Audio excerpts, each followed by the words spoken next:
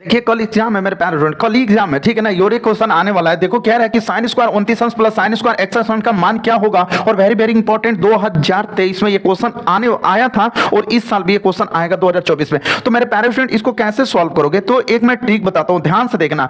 कभी भी सबसे पहले क्वेश्चन को नोट कर लेना। तो कितना है साइन स्क्वायर कितना मिलेगा, 29 अंश मिलेगा और प्लस यहां से देखो साइन स्क्वायर कितना अंश मिलेगा, 61 अंश मिलेगा। मतलब ये कैसा प्रश्न है ना, ऐसा प्रश्न है मेरे प्यारे बच्चों कि यहां पे देखो साइन दे दिया, साइन दे दिया। लड़का कहेगा ना कि सर क्वेश्चन ही गलत है, बट क्वेश्चन गलत उलट नहीं है। इस क्वेश्चन को सही करने के लिए हम एक ट्रिक बताएंगे और क्वेश्चन सही है, दिमाग लगाना है। यहां पे देखो साइन है, यहां पे साइन है, तो आपने एक फार्मूला पढ़ा होगा ना मेरे प्यारे स्टूडेंट, एक फार्मूला पढ़ा होगा कि साइन स्क्वायर थीटा प्लस का कॉस स्क्वायर थीटा बराबर के क्या होता है, 1 होता है। तो इस फार्मूले पे ये क्वेश्चन को सॉल्व कर सकते हो। कैसे, ध्यान से देखो। यहां पे देखो साइन स्क्वायर 29 अंश और प्लस ये जो साइन है ना, इस साइन स्क्वायर ना देखो दोनों को जोड़ लो, इसको और इसको जोड़ लो। तो भाई देखो 6 में देखो यहाँ पे 9 में 1 जोड़ोगे 10 और 2 में 1 6 2 8 और 1 9 कितना होगा 90। और 90 से ना इस 29 को घटा दो, 90 से 29 अंश को घटा दोगे। ऐसा करना होता है भाई, इस क्वेश्चन में ऐसे ही करना होता है। अब देखो यहाँ पे मेरे प्यारे स्टूडेंट साइन स्क्वायर कितना आ गया, 29 अंश आ गया। अब देखो ये साइन स्क्वायर 90 है और 90 से चेंज हो जाता है, कॉस स्क्वायर कितना हो जाएगा, 29 अंश हो जाएगा। कॉस स्क्वायर कितना हो जाएगा, 29 अंश हो जाएगा। और ये 90 में से कुछ भी घटाओगे ना तो पहले चतुर्थांश में जाएगा। ये ऐसे ही पहले मतलब चतुर्थांश ऐसे ही होता है ना, तो 90 में से कुछ भी करोगे माइनस तो पहले में आओगे, और पहले में कास क्या होता है, प्लस होता है। अब देखो यहां से अब तुमको क्या मिल गया, साइन स्क्वायर 29 अंश प्लस का यहां से क्या मिल गया, कास स्क्वायर 29 अंश। अब देखो मेरे प्यारे स्टूडेंट यहां पे साइन रहेगा और यहां पे कास, और जो ये थीटा का वैल्यू है ना, यहां पे थीटा है, यहां पर भी थीटा है, तो उसका वैल्यू 1 होगा, ठीक है ना। तो यहां पे भी देखो 29 है, यहां पर भी 29 है, तो सिंपली इसका वैल्यू क्या मिल जाएगा, 1 मिल जाएगा मेरे प्यारे स्टूडेंट। तो देखो ऐसे क्वेश्चन दिया रहेगा ना कि लगेगा ना कि गलत है, बट वो क्वेश्चन गलत नहीं होगा, तो ऐसे क्वेश्चन को लगाना है, ठीक है ना। चलिए इसका अगला क्वेश्चन देखिए। देखिएगा ये जो क्वेश्चन आप देख रहे हो ना मेरे प्यारे स्टूडेंट, यहां पे कह रहे हैं कि यदि किसी समांतर श्रेणी का यनवा पद 3n-4 है तब उसका 10वां पद क्या होगा। देखिए ये क्वेश्चन आपको डिस्टर्ब करने के लिए दिया है। क्वेश्चन बहुत सिंपल है, 10वां पद कैसे ज्ञात करोगे, ध्यान से देखो। यनवा पद इसका कितना है, पहले यहां से ऐसे लिखोगे हल, ठीक है ना मेरे प्यारे स्टूडेंट। यहां पे देखो लिखोगे यनवा, ठीक है ना। यनवा पद कितना दे रखा है आपको, तो यहां पे रखा है 3n-4 दे रखा है। तो यनवा पद ये चीज दिया है, तो आपको एक चीज और दिया है कि यहां पे 10वां दे दिया है। मतलब क्या दे दिया है कि n बराबर 10 रखने पर, n बराबर कितना रखोगे आप, 10 रखोगे, ठीक है ना मेरे प्यारे स्टूडेंट।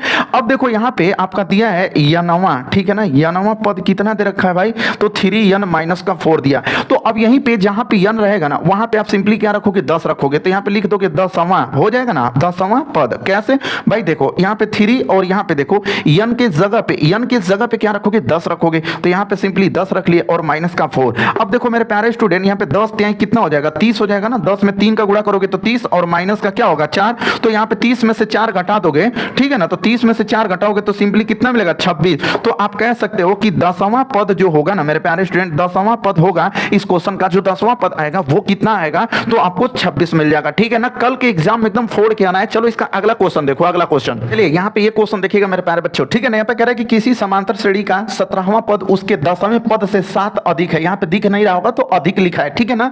फिर कह रहा है कि इसका सर्वांतर ज्ञात कीजिए, ठीक है ना। देखिए मेरे प्यारे स्टूडेंट ये क्वेश्चन लगातार 4 सालों से आ रहा है, लेकिन बहुत बच्चे का गलत कर देते हैं। यहाँ पे समझ नहीं पाते कि 17वां पद उसके 10वें पद से 7 अधिक है। आज की वीडियो में कंप्लीट सिखाऊंगा, पूरा वीडियो को अंत तक देखना, ध्यान से देखना। यहाँ पे सबसे पहला काम आप लिखोगे सॉल्व लिखोगे, ठीक है ना मेरे प्यारे स्टूडेंट। सबसे पहला काम क्या लिखोगे, सॉल्व लिखोगे। उसके बाद देखो कह रहा है ना कि किसी समांतर श्रेणी का 17वां पद, ठीक है ना।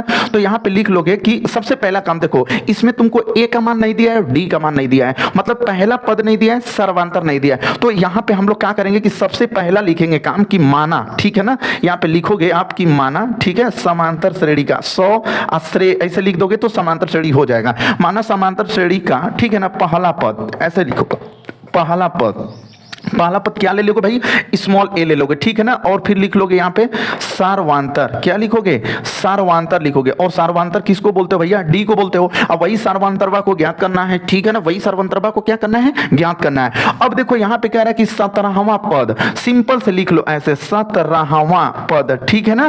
और कह रहा है कि उसके 10वें पद से 7 अधिक है। तो यहाँ पे लिख लो यहाँ पे ऐसे कि 10वें, ठीक है ना, 10वें पद से कितना अधिक है भाई, तो 7 अधिक है, तो लिख लो जो ऐसे कह रहे हैं ना वैसे लिख लो। अब देखो मैं समीकरण कैसे बना रहा हूं, पूरा ध्यान से देखना।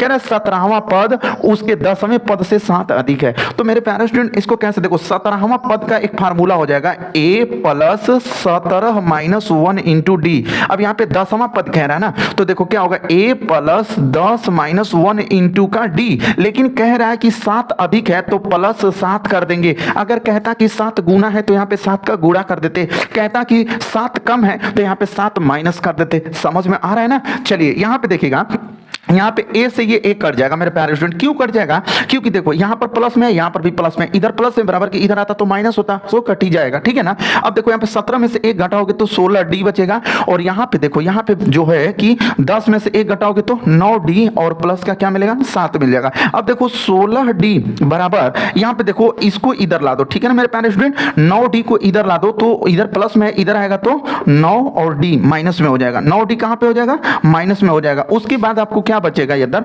बराबर में केवल क्या मिलेगा 7 मिल जाएगा। अब देखो आपको मैं बता दूं कि 16 में से 9 घटाओगे तो 7d बचेगा, ठीक है ना मेरे प्यारे स्टूडेंट। अब देखो जब 7d बचेगा तो बराबर का 7, तो यहाँ पे देखो d बराबर 7। अब देखो यहाँ पे ये गुणा में है ना, बराबर की इधर आएगा तो भाग में होगा, तो d बराबर 7 से 7 कितने बार में कटेगा, एक बार में आपका कट जाएगा। तो आप कहोगे ना कि सर मेरा सारवांतर जो आया ना, जो मेरा सारवांतर आया वो कितना आया, 1 आ गया। यही आपके क्वेश्चन का आंसर हो जाएगा, ठीक है ना। इस वीडियो को पूरा कंप्लीट देखना, कम से कम मैं आज 1 घंटे का वीडियो बनाऊंगा और लंबा होगा क्योंकि कल ही आपका मेरे प्यारे स्टूडेंट एग्जाम है, ठीक है ना। 27 तारीख कल है और कल आपका एग्जाम है, तो पूरा मॉडल पेपर को सॉल्व कराऊंगा।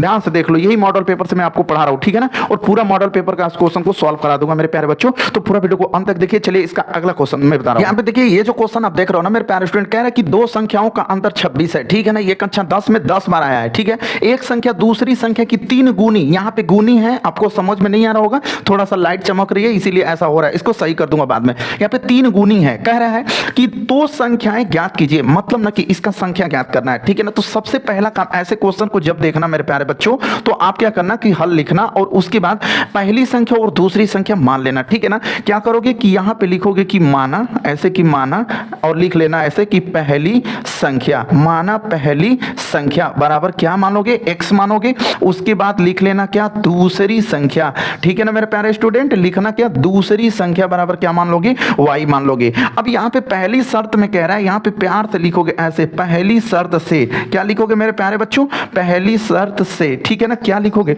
दो संख्याओं का अंतर 26 है, ठीक है ना। यहाँ पे लिख लोगे कि दो संख्याओं का अंतर, संख्याओं, ठीक है ना, दो संख्याओं का अंतर। तो अंतर लिखने के बाद लिख लोगे कितना दे रखा है, 26 दे रखा है, यही दे रखा है ना। दो संख्याओं का अंतर कितना को बोला है, 26 बोल रहा है। अब देखो दो संख्याएं हैं क्या मेरे पास, एक तो पहली संख्या x है और दूसरी संख्या y है। तो पहली संख्या x हो गई, दूसरी संख्या y, और दोनों का अंतर कितना कह रहा है, 26। अंतर का मतलब होता है कि माइनस आपको घटाना होगा, ठीक है ना। तो x माइनस वाई बराबर 26, समीकरण नंबर 1 बना लोगे। उसके बाद यहाँ पे कह रहा है कि एक संख्या दूसरी संख्या की 3 गुनी है, कितनी गुनी है, तो 3 गुनी है। तो मतलब कैसे लिखोगे इसको, तो यहाँ पे लिखोगे कि पहली संख्या, क्या लिख लोगे, पहली संख्या, ठीक है ना मेरे प्यारे स्टूडेंट, बराबर लिख लोगे। और यहाँ पे लिख लोगे जो कह रहा है कि दूसरी संख्या की ना, दूसरी संख्या की कितना है भैया, तो लिखा है उसमें 3 गुनी, ठीक है ना। दिख नहीं रहा है बट मैं बोल रहा हूँ समझ लेना, यहाँ पे 3 गुनी लिखा है, ठीक है ना मेरे प्यारे स्टूडेंट। अब देखो पहली संख्या यहाँ पे क्या है, पहली संख्या आपको x दिया है, और देखो यहाँ पे दूसरी संख्या, देखो दूसरी संख्या y है, तो y लिखोगे। और मैथ में ना का की का मतलब गुणा होता है मेरे प्यारे स्टूडेंट, और यहाँ पे 3 गुनी कह रहा है, तो यहाँ पे 3 का सीधा गुणा कर दोगे। अब देखो सिंपली क्या करोगे कि x बराबर आपको 3y मिल जाएगा, समीकरण नंबर 2। 3 का गुणा y में करोगे तो 3y हो जाएगा, और समीकरण नंबर क्या मिल जाएगा, 2 मिल जाएगा मेरे प्यारे स्टूडेंट। समझ में आया ना। चलिए अब हम लोग लिखेंगे समीकरण 1 से, यहाँ पे लिख लेंगे ऐसे कि समीकरण 1 से, ठीक है ना। तो 1 से, तो समीकरण 1 कहाँ पे भैया, उसको देखेंगे। तो देखिए समीकरण नंबर 1 क्या है, x माइनस वाई बराबर 26। तो यहाँ पे लिखोगे x माइनस वाई बराबर कितना मेरे प्यारे स्टूडेंट, 26। अब देखो यहाँ पे x का जो वैल्यू दे रखा है ना, वो 3y दे रखा है, तो यहाँ पे x की जगह पर 3y रखोगे। अब माइनस y बराबर कितना लिख लोगे, 26। अब देखो 3y मतलब 3 को y में से 1 y घटाओगे तो 2y बचेगा, और बराबर का क्या, 26। तो देखो y बराबर क्या होगा, 26, और ये गुणा में है, बराबर की इधर आएगा, भाग में होगा, तो y बराबर कटा दोगे तो सिंपली कितना मिल जाएगा, 13 मिल जाएगा, ठीक है ना मेरे प्यारे स्टूडेंट। तो y का वैल्यू कितना मिल गया, 13 मिल गया। अब ई y का माना समीकरण 2 में रखोगे, तो यहाँ पे लिख दोगे ऐसे कि समीकरण 2 से क्या लिखोगे मेरे प्यारे स्टूडेंट, समीकरण 2 से। अब समीकरण 2 कहाँ है भैया, तो समीकरण 2 यहाँ है, x बराबर 3y। तो अब लिखोगे यहाँ पे x बराबर का क्या 3y। अब देखो x बराबर 3 इंटू ये क्या है y, और देखो y का मान क्या है 13 है, तो लिख दोगे 13। तो देखो x बराबर 13 3 39 हो जाएगा। तो तुम्हारा x का वैल्यू कितना आ गया 39 आ गया, y का वैल्यू कितना आ गया 13 आ गया। तो अब आपको देखो माना पहली संख्या x माने थे, तो पहली संख्या आपको मिल गई। तो यहाँ पे लिखोगे पहली संख्या, क्या लिख लोगे भाई, पहली संख्या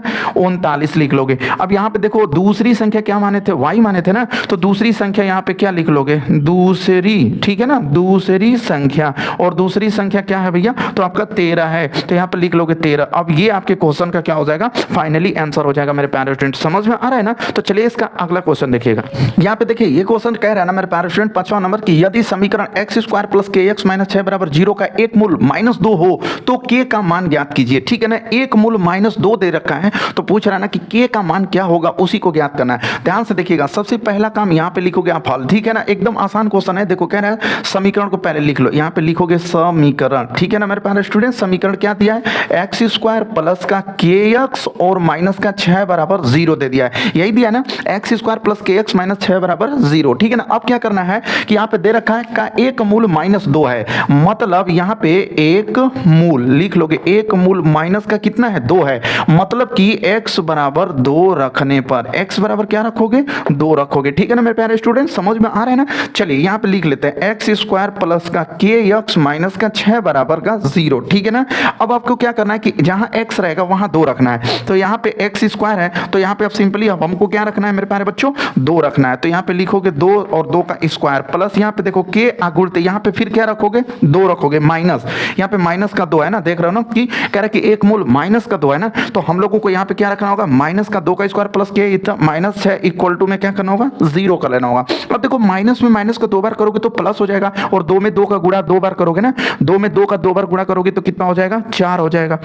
अब देखो ये वाला जो माइनस है ना, इस प्लस में गुणा होगा तो ये भी माइनस हो जाएगा। अब यहाँ पे क्या मिला है k गुणते क्या मिलेगा 2 मिल जाएगा। ठीक है ना मेरे प्यारे स्टूडेंट, और माइनस का 6 बराबर क्या होगा 0 होगा। अब देखो ध्यान से यहाँ पे 4 माइनस 2 का k में गुणा करोगे तो 2k माइनस का 6 बराबर क्या होगा 0 हो जाएगा। अब देखो कहाँ करना है ना कि k वाले को इधर ही रहने देना। देखो माइनस का 2k और बराबर का, देखो ये माइनस का 6 बराबर की उधर जाएगा, प्लस का 6 हो जाएगा, और ये प्लस का 4 है ना बराबर की उधर जाएगा तो माइनस का 4 हो जाएगा। अब देखो माइनस 2k बराबर यहाँ पे क्या होगा, 6 में से 4 घटाओगे तो 2 बचेगा। ठीक है ना, अब थोड़ा ऊपर लिख देते हैं, माइनस 2k बराबर का 2। ठीक है ना, देखो माइनस 2k बराबर का 2, तो अब देखो k बराबर का 2 और ये गुणा में है ना, बराबर किधर आएगा तो भाग में होगा, तो k बराबर 2 से 2 एक बार में कटेगा, लेकिन है माइनस हमारे घरे नहीं जाएगा, यहीं पे रहेगा। तो k का वैल्यू सिंपली आपको क्या मिल जाएगा मेरे प्यारे स्टूडेंट, तो माइनस का 1 मिलेगा। k का वैल्यू क्या मिल गया, माइनस का 1 मिल गया। यही आपके क्वेश्चन का आंसर होगा। इसका अगला क्वेश्चन देखो, यहाँ पे देखिए ये जो क्वेश्चन कह रहा है मेरे प्यारे स्टूडेंट, कह रहा है कि समांतर श्रेणी का है। ऐसे तो देखने में लग नहीं रहा कि वो समांतर श्रेणी का है, बट समांतर श्रेणी का है। ठीक है ना, कैसे कह रहा है कि 1 से 100 तक की सभी प्राकृतिक संख्याओं का योग ज्ञात कीजिए।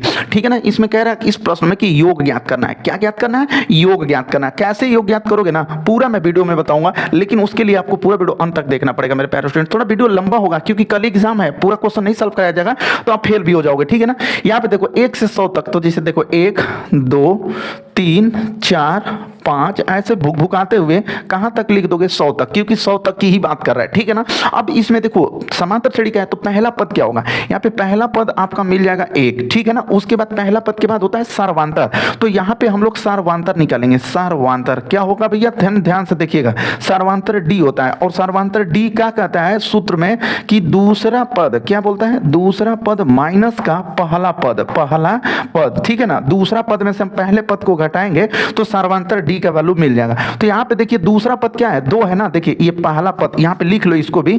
ठीक है ना, ऐसे भी लिख सकते हो कि पहला पद लिख लोगे तो कोई दिक्कत नहीं होगा, 1 होगा। ठीक है, क्योंकि पहले नंबर पे 1 है और दूसरे नंबर पे 2 है, तो यहाँ पे मेरे प्यारे स्टूडेंट्स दूसरा पद, ठीक है ना, दूसरा पद क्या मिल जाएगा 2 मिल जाएगा। तो अब देखो यहाँ पे क्या करोगे कि d बराबर, देखो ये दूसरा पद है ना, तो देखो दूसरा पद आपको कितना मिल रहा है 2 मिल रहा है, तो यहाँ पे लिखोगे 2 माइनस पहला पद कितना मिल रहा है 1 मिल रहा है, तो यहाँ पे लिखोगे 1। अब देखो यहाँ पे सार्वंतर निकाल दिया, 2 में से 1 घटाओगे जाओगे एक ही मिलेगा, ठीक है ना। सर्वांतर आपको क्या मिल गया, एक ही मिल गया, और पहला पद भी आपको क्या मिला, एक ही मिला। लेकिन मेरे प्यारे स्टूडेंट कह रहा है कि संख्याओं का योग ज्ञात कीजिए, योगफल ज्ञात करना है। कैसे ज्ञात करोगे योगफल, पूरा वीडियो को ध्यान से देखना।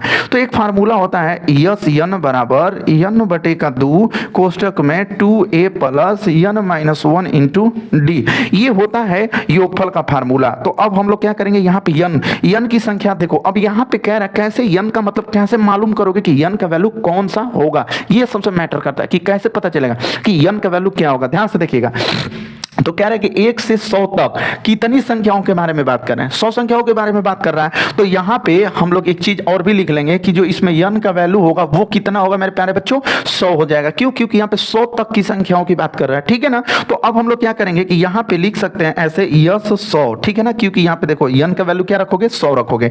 अब यहाँ पे भी कितना रखना पड़ेगा, 100 रखना पड़ेगा, बटे का 2 रखना पड़ेगा, ठीक है ना। अब उसके बाद यहाँ पे देखो 2 गुणते, यहाँ पे क्या ए है, ए का वैल्यू कितना मिलेगा, 1, यहाँ पे लिखोगे 1 प्लस का यहाँ पे यन का मतलब क्या होगा 100 माइनस का 1 इंटू डी, ठीक है ना। तो डी का भी वैल्यू देखो, यहाँ पे डी का वैल्यू हम निकाले थे, एक ही आया था, ठीक है ना। अब देखो क्या करोगे, यहाँ पे यस 100 लिख लोगे बराबर, ठीक है ना। देखो अब क्या होगा, इसको कटाते हो तो आपको सिंपली 50 मिल जाएगा। अब देखो 2 का गुणा करोगे एक में तो 2 1 2 होगा, प्लस इसमें 100 में से 1 घटाओगे तो 99 और इंटू डी का मान क्या है, 1 है, ठीक है ना। अब यहाँ पे देखो यस 100 कर लोगे, ठीक है। अब यहाँ पे देखो क्या होगा, 50 होगा। अब यहाँ पे देखो 2 होगा प्लस 99 का गुणा 1 में करोगे तो 99 ही होगा। अब देखो मेरे प्यारे स्टूडेंट यहाँ पे ऐसे करके यहाँ पे देखो 50, अब देखो इसको जोड़ दो, ठीक है ना। तो हमको लगता है कि 99 में 2 जोड़ोगे तो 1 जोड़ोगे तो 100 आएगा, 101 हो जाएगा। कितना हो जाएगा, 101 हो जाएगा, ठीक है ना। यहां तक समझ में आ रहा है ना। चलिए थोड़ा सा यहां पे बता देता हूं, यहां पे मेरे प्यारे स्टूडेंट यस 100 बराबर, ठीक है ना, यस 100 बराबर क्या मिला 50, तो यहां पे लिख लोगे 50 गुणते 101, ठीक है ना। अब देखो यस 100 बराबर क्या होगा, 50 का गुणा 1 में करोगे तो 50 ही होगा, तो 50 का यहां पे क्या लिखोगे 0 लिख लोगे, ठीक है ना मेरे प्यारे स्टूडेंट। और शेष कितना हो जाएगा 5। अब देखो ई 50 का गुणा 0 में करोगे तो 0 होगा, लेकिन हाउ जो शेषवा था वो तो रहेगा। और फिर 50 का गुणा आप 1 में करोगे तो सिंपली फिर क्या मिल जाएगा, 50 मिल जाएगा। तो 1 से 100 तक की सभी प्राकृतिक संख्याओं का योग आपको कितना मिल गया, तो 50 50, यही आपका एक आंसर मिल जाएगा, ठीक है ना मेरे प्यारे स्टूडेंट। तो इस तरह से आप एकदम सिंपल तरीके से क्वेश्चन को लगाओगे और आंसर भी आ जाएगा, ठीक है ना। इसका अगला क्वेश्चन देखिएगा, नेक्स्ट क्वेश्चन आप देख रहे हो ना मेरे प्यारे स्टूडेंट, कह रहा है कि किसी मीनार के आधार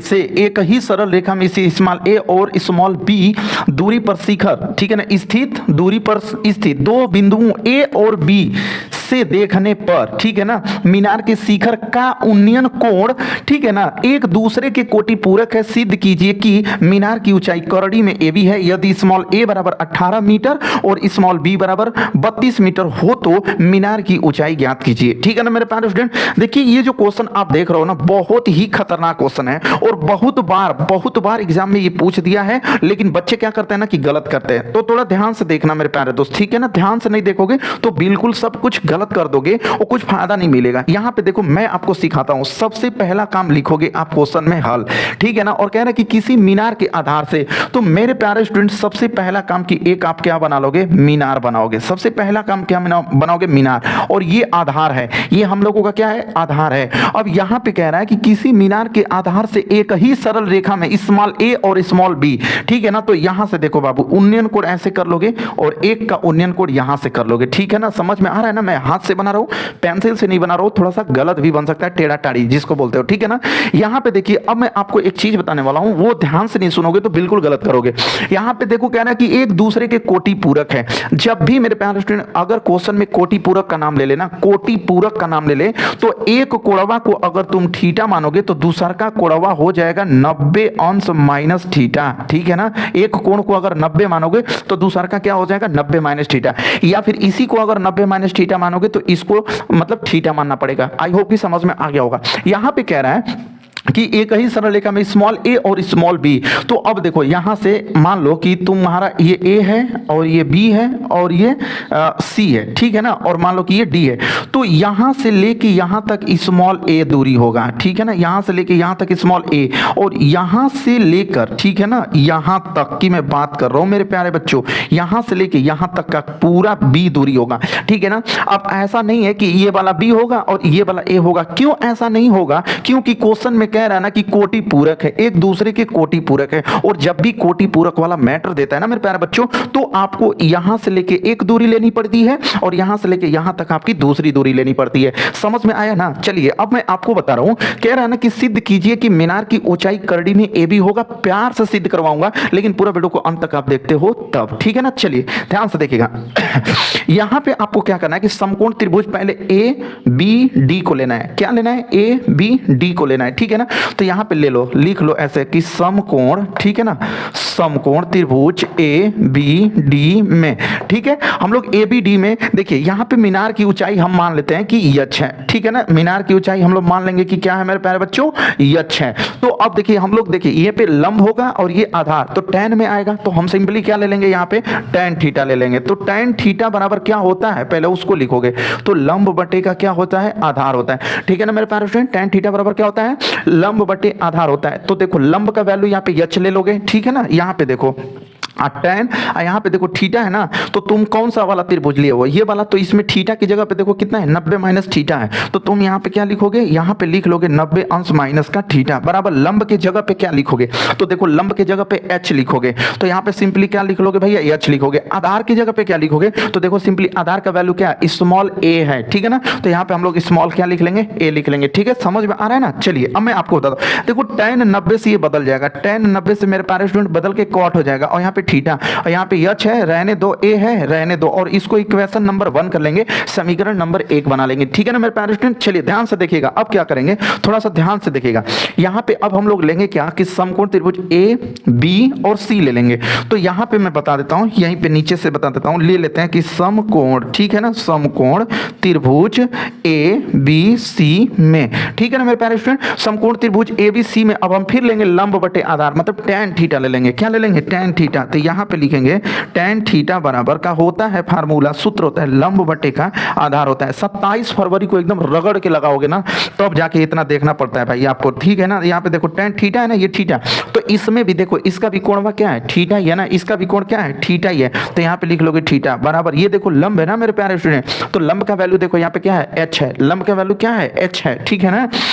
तो यहाँ पे लिखोगे यच बटे आधार का वैल्यू देखो नीचे, यहाँ पे आधार का वैल्यू क्या है? बी है, देख रहे हो ना, स्मॉल क्या है? बी है। तो यहाँ पे लिख लोगे आप बी। अब देखो इसको कर लोगे tan थीटा बराबर यच बटे का क्या? बी। अब इसको कर लोगे समीकरण नंबर 2, ठीक है ना। तो ये हो गया समीकरण 1, ये हो गया समीकरण 2। अब यहाँ से लिखोगे कि समीकरण 1 व 2 का गुणा करने पर समीकरण 1, ठीक है ना, समीकरण 1 व समीकरण, ठीक है भैया, समीकरण 2 का गुणा करने पर, क्या करने पर? गुणा करने पर।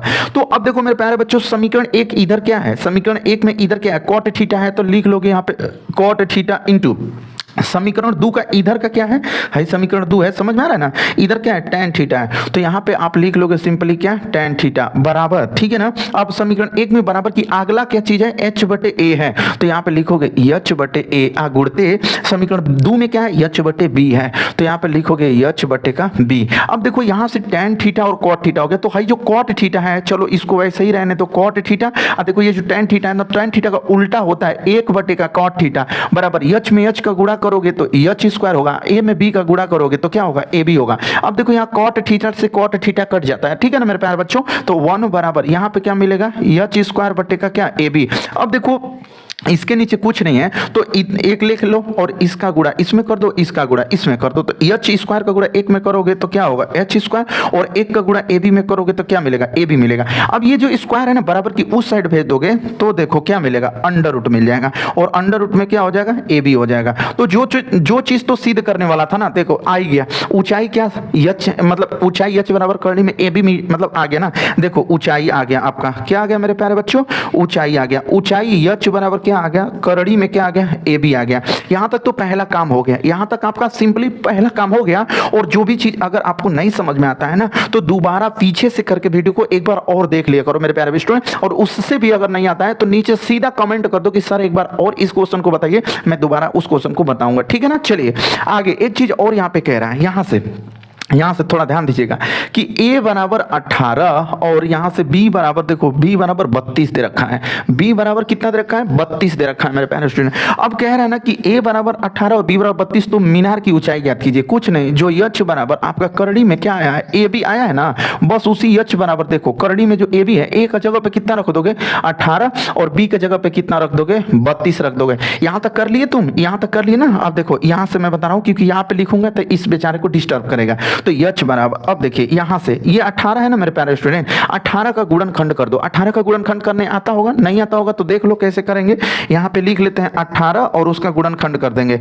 तो 2 9 18, 3 तिली के 9 और 3 से कर कहानी खत्म। तो 2 गुणे 3 गुणे 3, तो यहां लिख दो 2 गुणे 3 गुणे 3। अब गुणते 32 को लिख दो। तो देखो 2 दूना के 4, 4 दूना के 8, 8 दूना के 16 और 16 दूना के 32, सबका गुणनखंड हो गया। ठीक है ना। अगर आपको ऐसे आ रहा है तो ऐसे कर लेना, या ना फिर इसको दोनों का गुणा कर लेना, उसका वर्गमूल निकाल देना। बट मुझे ऐसे लगा ना कि आसान पड़ेगा। ठीक है। तो यहाँ पे देखो h बराबर, अब देखो यहाँ पे दुगो का जोड़ा बन रहा है, एगो 3 निकल जाएगा। यहाँ पर दुगो का जोड़ा बन रहा है, एगो 2 निकल जाएगा। यहाँ पर एगो का जोड़ा बन रहा है, 2 निकल जाएगा। एगो है ही एगो है ही, दोनों को मिला के एगो 2 को मिल गया, तो भैया इहो निकल ही जाएगा। तो सिंपली आप h बराबर कहोगे क्या? 3 दूना के 6, 6 दूना के 12, 12 दूना के 24। तो 24 मीटर आपका फाइनली वो जो मिनरवा है ना भैया, मिनरवा की ऊंचाई आ गई कितना? h बराबर 24 मीटर। आई होप कि ये क्वेश्चन पूरा आपको समझ में आया होगा। थोड़ा बड़ा क्वेश्चन था मेरे प्यारे स्टूडेंट, और इस क्वेश्चन को आप एकदम प्यार से, मैं तो कह रहा हूं ना कि एकदम प्यार से नोट कर लो, उतार लो, छाप लो, जो करना है वो कर लो मेरे प्यारे स्टूडेंट। और मैं क्या करूंगा, इसके आगे क्वेश्चन बताऊंगा। ठीक है। क्वेश्चन आप देख रहे हो ना, ये क्या है? त्रिज्यखंड का क्षेत्रफल। यहाँ पे त्रिज्यखंड का क्षेत्रफल पूछ रहा है। ठीक है ना। ये मैं बता दूं आपको वृत्त से संबंधित है, और ऐसे क्वेश्चन दे देगा आपको विस्तृत उत्तरीय प्रश्न में, और विस्तृत उत्तरीय प्रश्न में दे देता है तो लड़के ना एकदम चौनिया जाते हैं। तो सिंपली मैं आपको बताता हूं कि आप चौनियाओगे नहीं। कैसे? ध्यान से देखो। कह रहा है कि एक घड़ी की मिनट की सुई 14 सेमी है। ठीक है ना। एक घड़ी है, उसकी जो मिनट की सुई है वो 14 सेमी की है। 1 मिनट में सुई द्वारा बनाए गए त्रिज्यखंड का क्षेत्रफल ज्ञात कीजिए। मैं बता दूं आपको मेरे प्यारे स्टूडेंट कि जब इस क्वेश्चन को आप लगाने की कोशिश करोगे तो ये एकदम चिउकुआ देगा। यहां पे कह रहा है कि एक घड़ी की मिनट की सुई 14 सेमी है। ठीक है ना। मिनट वाली सुई, और 1 मिनट में द्वारा, 1 मिनट में सुई द्वारा। तो एक बात बताओ कि वो 60 मिनट में, ध्यान से देखना, 60 मिनट में जो मिनट की सुई है वो कितना घूम जाती है भाई? तो पहली बात सोचो कि 360 अंश घूम जाती है। जैसे एक चक्कर जहां से स्टार्ट होगी वहीं तक फिर आएगी ना, तो मेरे प्यारे स्टूडेंट वो 360 अंश घूमेगी। तो सबसे पहले कि 60 मिनट में 360, तो 1 मिनट में, 1 मिनट में यहां पे लिख लोगे 1 मिनट में कितना वो घूम जाएगा भैया, कितना कोण बनाएगा? तो आप लिख लोगे 360, और ये गुणा में है ना, बराबर की इधर आएगा तो कितना होगा? भाग में हो जाएगा। अब देखो 1 मिनट में, 1 मिनट में, ठीक है ना, कितना कोण बनाएगा? 1 मिनट में कोण ज्ञात हो जाएगा यहां से। ठीक, देखो 0 से 0 और 6 छड़े के 36 अंश, 6 अंश का कोण बनाएगा। 1 मिनट में 6 अंश का उसने कोण बना दिया, और मिनट की सुई कितनी है भैया? तो 14 सेमी है। तो ये आपका हो जाएगा त्रिज्या। ठीक है ना मेरे प्यारे स्टूडेंट, क्या हो जाएगा? त्रिज्या। और त्रिज्या आर का वैल्यू कितना मिल गया आपको? 14 सेमी मिल गया। त्रिज्या आर का वैल्यू कितना मिल गया? 14 सेमी मिल गया।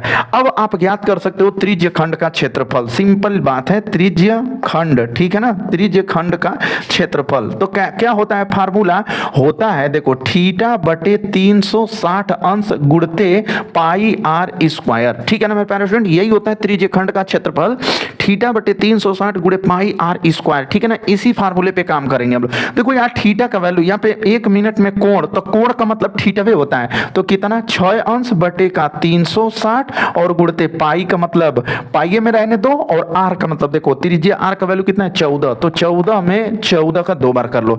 अब देखो यहाँ पे 6 का 6, 6 छड़े के 36, तो 1 बटे कितना मिल गया? 60 मिल गया, 60 अंश।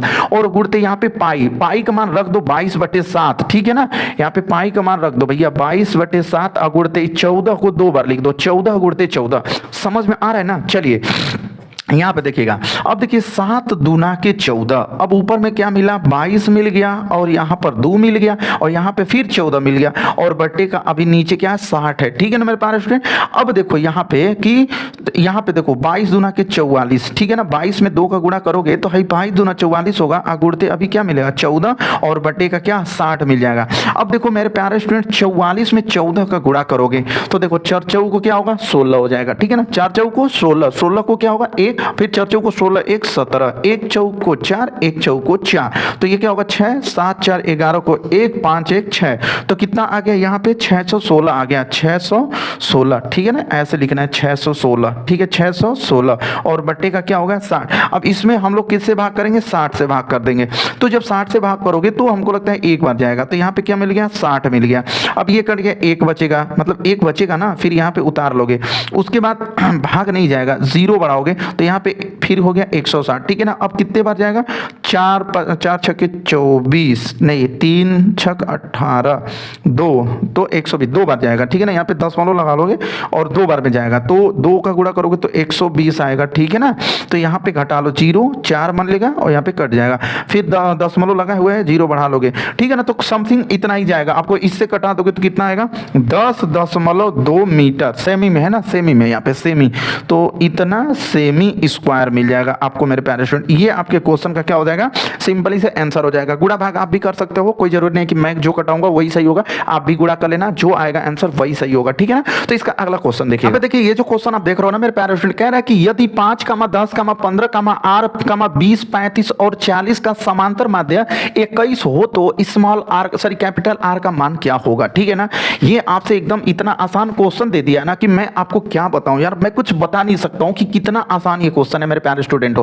कह रहा है 5, 10, 15, 8, 20, 35 और 40 का समांतर माध्य 21 दिया है। कैसे लगाएंगे इस क्वेश्चन को, पूरा वीडियो को ध्यान से देखोगे तो ये क्वेश्चन सॉल्व कर लोगे। यहाँ पे सबसे पहला काम आप लिखोगे हल। ठीक है ना, क्या लिखोगे मेरे प्यारे स्टूडेंट, हल लिखोगे। अब देखो यहाँ पे क्या दिया है 5 दे दिया है, 10 दे दिया है, 15 दे दिया है, कैपिटल आर दे दिया है, 20 दे दिया है, 35 दे दिया है, और ना तो और 40 दे दिया, और इसका समांतर माध्य कितना दे रखा है 21 दे रखा है। यहाँ पे समांतर माध्य दे रखा है, समांतर माध्य कितना दे रखा है मेरे प्यारे स्टूडेंट 21 दिया है। और देखो समांतर माध्य का एक फार्मूला होता है बच्चों, समांतर माध्य का देखो क्या होता है, समांतर माध्य, ध्यान से देखो, समांतर माध्य का एक फार्मूला होता है, वो क्या होता है समांतर माध्य बराबर क्या पदों का योग। ठीक है ना, पदों का योग होता है, ऐसे पदों का योग बटे पदों की संख्या, पदों की संख्या, यहाँ पे पदों का योग बटे पदों की संख्या होता है। यही होता है समांतर माध्य का फार्मूला कि पदों का योग बटे पदों की संख्या। अब देखो समांतर माध्य कितना दे रखा है 21 दे रखा है ना, देखो समांतर माध्य कितना दे रखा है 21 दे रखा है, तो यहाँ पे समांतर माध्य की जगह पे 21 रखोगे। पदों का योग मतलब सबको जोड़ना है, देखो यहाँ से क्या दे रखा है, यहाँ पे 5 दे रखा है। ठीक है ना मेरे प्यारे बच्चों, तो यहाँ पे हम लोग सिंपली क्या लिखेंगे 5 लिखेंगे, प्लस का यहाँ पे 10 लिखेंगे, प्लस का 15 लिखेंगे, प्लस का कैपिटल आर लिखेंगे, और ना कैपिटल आर, उसके बाद प्लस का फिर क्या लिखेंगे 20 लिखेंगे, और प्लस का 35 लिख लेंगे, और प्लस का क्या लिख लेंगे 40 लिख लेंगे। और यहाँ पे जो कह रहा है ना कि पदों की संख्या, तो मेरे प्यारे स्टूडेंट पदों की संख्या कितनी है 1 2 3 4 5 6 7, तो यहाँ पे आप सिंपली पदों का जो संख्या होगा ना वो 7 लिख लोगे। आई होप कि समझ में आ रहा होगा। ठीक है ना, अब देखो यहाँ पे 21, अब ये देखो भाग में है ना 7, बराबर की इधर लाओगे ना तो गुणा में हो जाएगा बराबर। अब सबको जोड़ना है, तो देखो 10 में 5 जोड़ोगे ना तो 15 हो जाएगा, और यहाँ पे फिर अभी 15 बचा है, प्लस कैपिटल आर, प्लस अभी देखो इसको जोड़ दो तो देखो 40 में 20 जोड़ोगे तो 60 हो जाएगा, सिंपल बात है। और यहाँ पे आपको क्या मिलेगा 35 मिल जाएगा। अब तो कुछ करना ही नहीं है क्योंकि 7 तो इधर तो आ ही गया। अब देखो 7 × 7 7 दूना के 14। ठीक है ना, अब देखो 15 में 15 को जोड़ दोगे तो मेरे प्यारे स्टूडेंट 30 मिल जाएगा, और कैपिटल आर प्लस देखो इसको जोड़ दो 5 हो जाएगा। यहाँ पे 5 में 0 जोड़ोगे तो 5 ही होगा ना, और 3 में 6 जोड़ दोगे तो 9 हो जाएगा। तो 147 इक्वल टू यहाँ पे देखो, यहाँ पे अब क्या करोगे 30 में अब इसको जोड़ दोगे किसको 95 को, और प्लस कैपिटल का आर कर लोगे। अब देखो 147 बराबर जोड़ लो 5 हो जाएगा और 9 और 3 12 हो जाएगा, और प्लस कैपिटल का आर। अब देखो 147 ये प्लस का 125 है ना, बराबर की इधर ला दो तो माइनस का 125 हो जाएगा और बराबर में कैपिटल का आर होगा। अब 147 में से 125 घटा दो तो यहाँ पे देखो मेरे प्यारे स्टूडेंट कैपिटल आर बराबर 147 माइनस 125। अब देखो यहाँ पे 147 में से 125 आपको घटा देना है तो माइनस, देखो ये नहीं घटेगा, साथ में मतलब घट जाएगा ना, 7 में से 5 जाएगा, 2 बचेगा, 4 में से 2 ये 2 कट गया, तो कैपिटल आर का वैल्यू बोल सकते हो कि 22 आएगा। मेरे प्यारे बच्चों आपको क्या क्वेश्चन समझ में आ रहा है कि देखो ये एकदम ट्रिक है, अच्छी से सिंपल से क्वेश्चन है, मैंने बताया इसको 6 नंबर का ये क्वेश्चन आने वाला है, तो पूरा वीडियो को अंत तक देखते हो तो अभी आपको 10-20 नंबर का करा ही दूंगा। तो चलिए इसका अगला क्वेश्चन देखिए। अभी ये जो क्वेश्चन अभी पीछे क्वेश्चन में बताया हो ना, सेम यही क्वेश्चन है मेरे प्यारे स्टूडेंट, सेम वही क्वेश्चन है, बस तरीका चेंज थोड़ा सा हो गया। यहाँ पे देखो क्वेश्चन में सबसे पहले हल लिखना, ठीक है ना, सबसे पहले हल लिखना और आप जाना बोर्ड एग्जाम में ना तो पूरा इत्मीनान के साथ एकदम क्वेश्चन को देखना, और क्वेश्चन जो आए ना उसको सबसे पहले नोट करना, और जो क्वेश्चन नहीं आएगा उसको दिमाग मत ज्यादा लगाना, उसको सबसे लास्ट में दिमाग लगाना, ठीक है ना। यहाँ पे देखो यहाँ पे कह रहा है कि यदि x, x + 2, x + 4 और x + 6 और x + 8 का समांतर माध्य कितना दिया है, 11 दिया है। क्या दिया है, समांतर माध्य 11 दिया, तो कह रहा है ना कि x का वैल्यू ज्ञात कीजिए, ठीक है ना। सिंपल क्वेश्चन है, ध्यान दे दोगे तो लगा देंगे। यहाँ पे देखो x दिया है, फिर x + का 2 दिया है, और फिर यहाँ पे x + का 4 दिया है, और यहाँ पे x + का 6 दिया है, और यहाँ पे एक चीज और दे दिया है x + का 8 दे दिया है, ठीक है ना मेरे प्यारे स्टूडेंट। इतने क्वेश्चन को आराम से लगाओगे, और इसका समांतर माध्य रखा है, समांतर माध्य दे रखा है, ध्यान से देखो समांतर माध्य कितना दे रखा है, तो 11 दे रखा है, ठीक है ना मेरे प्यारे स्टूडेंट। समांतर माध्य इसका कितना दिया है, 11 दिया है, ध्यान से देखिएगा।